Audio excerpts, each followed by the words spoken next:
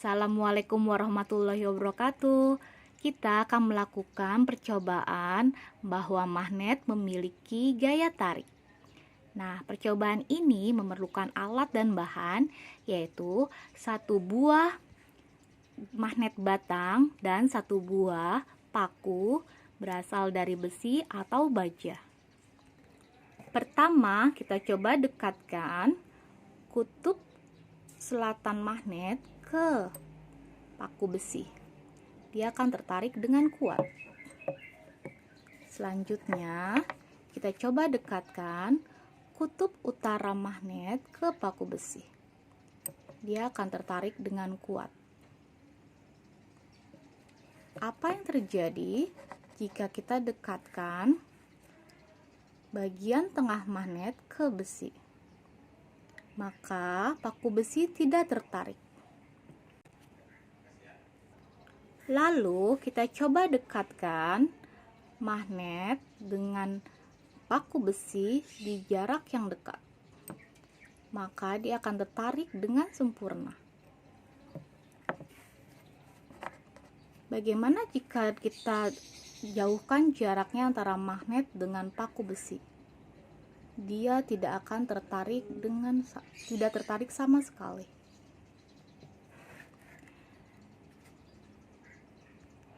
Dari percobaan ini dapat kita buktikan bahwa magnet memiliki gaya tarik. Gaya tarik magnet yang paling kuat terletak pada kedua kutubnya. Semakin dekat posisi benda dari magnet, gaya magnet akan semakin besar. Sebaliknya, semakin jauh posisi jarak benda dengan magnet, posisi magnet tersebut, maka gaya magnet semakin lemah.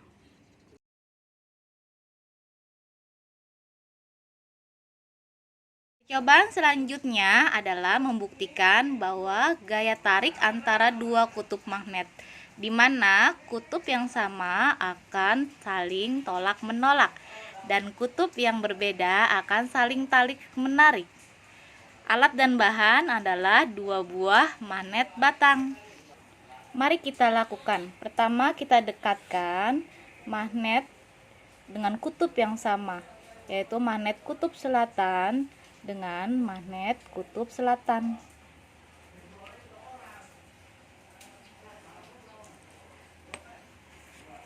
Selanjutnya, kita coba dekatkan magnet berkutub utara ke magnet berkutub selatan. Dia akan saling tarik-menarik. Kesimpulannya dari percobaan ini adalah jika magnet yang senama akan saling tolak-menolak dan untuk magnet berbeda kutub akan saling tarik-menarik.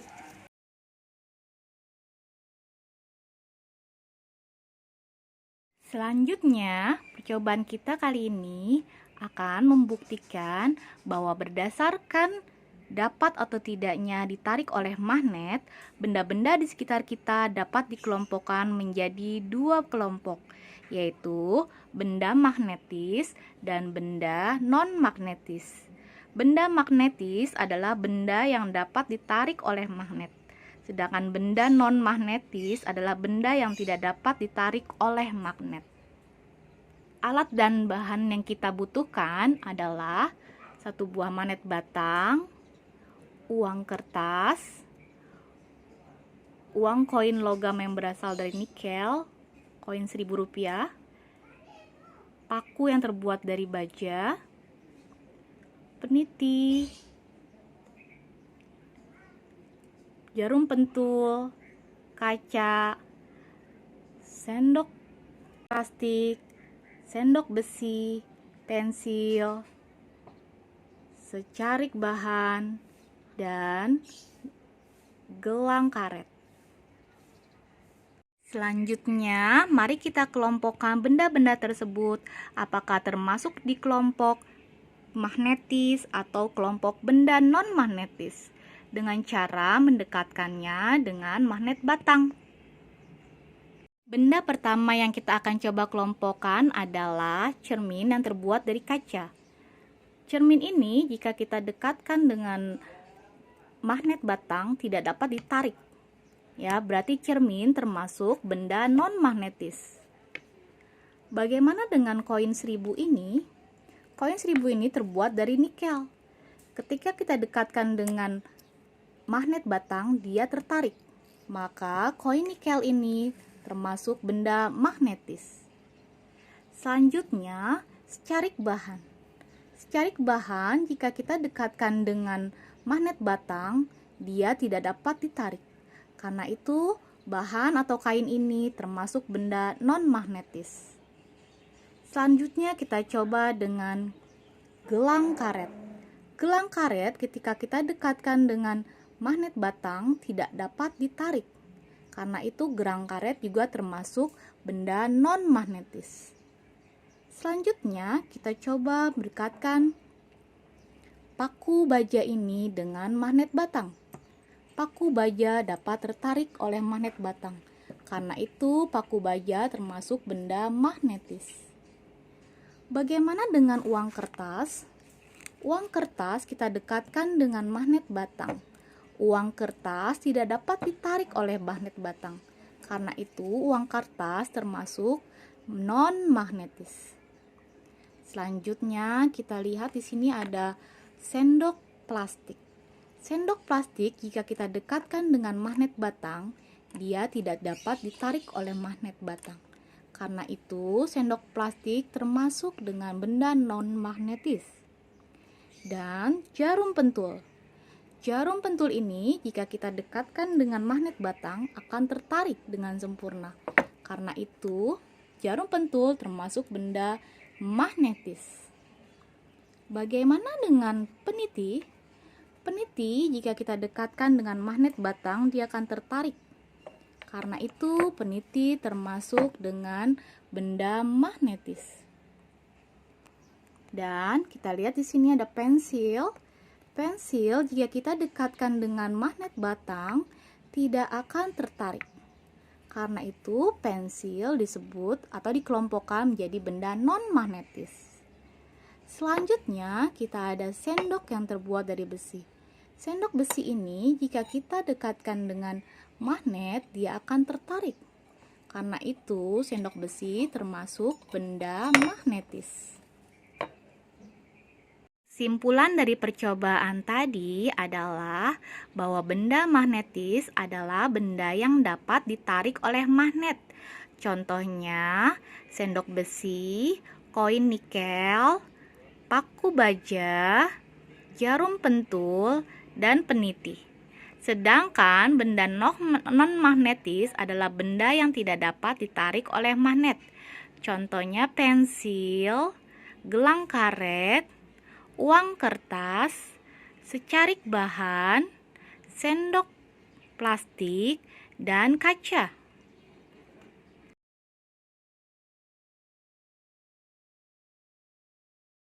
Percobaan selanjutnya kita akan membuktikan sifat magnet yang selanjutnya, yaitu magnet dapat menarik logam tertentu. Alat dan bahan yang kita butuhkan adalah satu buah magnet batang, satu buah paku yang terbuat dari besi, koin 500 yang terbit di tahun 1997,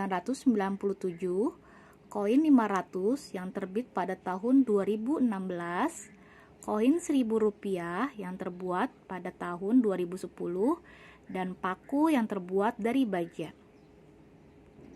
Pertama, kita akan dekatkan magnet batang ke paku yang berasal dari besi. Maka, paku yang berasal dari besi akan tertempel dengan sempurna. Selanjutnya, kita akan dekatkan magnet batang ke uang koin Rp500 tahun 1997 yang berasal dari Kuningan. Dari logam Kuningan ini, magnet batang tidak dapat tertempel ke logam kuningannya. Lalu kita coba dekatkan ke koin 500 yang berasal dari aluminium. Magnet batang tidak bisa menempel pada koin yang terbuat dari aluminium. Selanjutnya, kita akan coba tempelkan ke koin 1000 yang berasal dari bahan nikel. Koin dapat tertempel dengan sempurna. Dan kita akan coba tempelkan paku yang berasal dari baja dengan magnet batang. Dia akan tertempel dengan sempurna.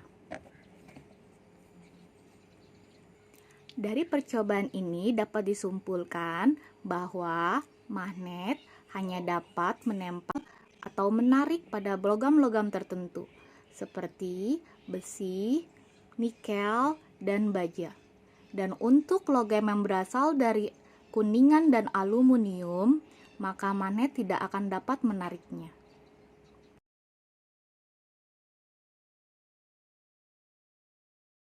Percobaan selanjutnya untuk membuktikan bahwa magnet dapat menembus benda.